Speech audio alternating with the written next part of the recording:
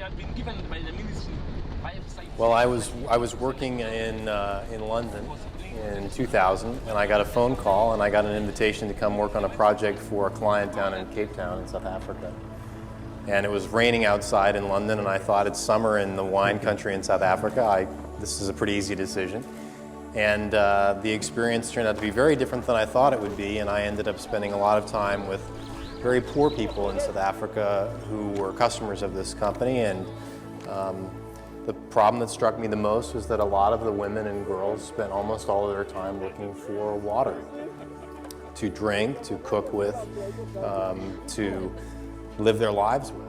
And I saw people living in poverty, and their streets had sewage in the middle of them, and the development conditions didn't really make sense to me because you could see all of the other development programs that were being put forth for these people in education and provision of health care and efforts to provide them not only housing but electricity.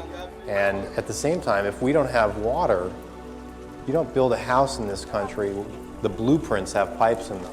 We figure out first where are we going to get the water, and that solution hadn't been provided, and so I saw that huge problem. And when I came home to the UK, I started researching the problem and found that it was huge, and my next assignment was to go work for a bottled water and soda manufacturer.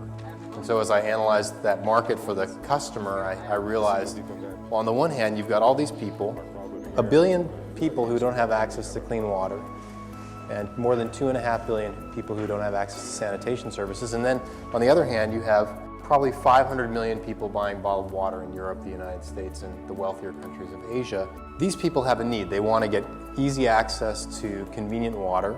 Sometimes that gives them some kind of emotional benefit.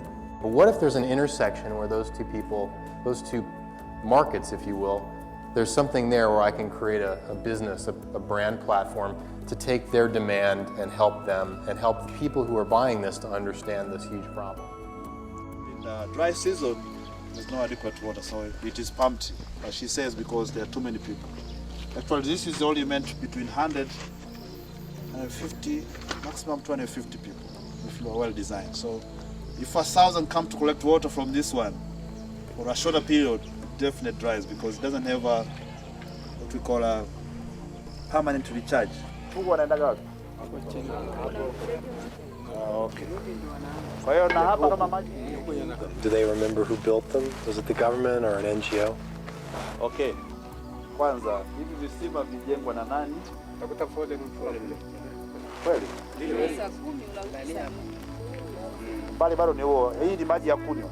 And I got 3 additional new ones from the district council to put into their wells. And now none of those work. Hiyo umepata mwaka jana? Yes, umepata mwaka jana.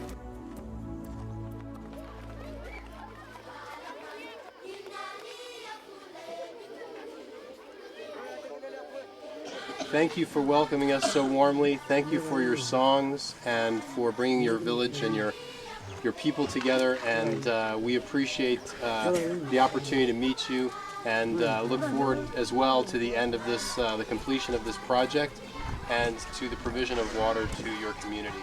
They can recognize and think that especially mothers, they should be now grateful because they'll be no longer going up the mountain to collect water there using those big jerrycans or tanks. So cans. Yeah, those cans. So they'll be getting water at the nearest point. And that's all. God may bless you. Daftari baba anamwambia mimi sina hela, hebu ondoka hapa. Kwa hiyo mtoto anamkimbilia mama, anamwomba mamake amsaidie hata hela ili akusake kibali. We also, through the negotiations with Starbucks, increased the amount of money that we could give per unit by 260%. And so, all of a sudden, we went from donating $10,000 to a project to donating $1 million to a project. Personally, I just recently, actually Monday, launched a new nonprofit called givingwater.org. And I did that because I saw that when we invested in water programs around the world, we might invest $1 million, but there would be a school that didn't have water on site. And so, even though Ethos is extremely successful, I'm still working on starting new things. I'm working on some ideas for new ventures as well. Every venture starts with one person, one idea, and ultimately one customer. Maybe you have a global company at some point, but it's always one person and one idea to begin with.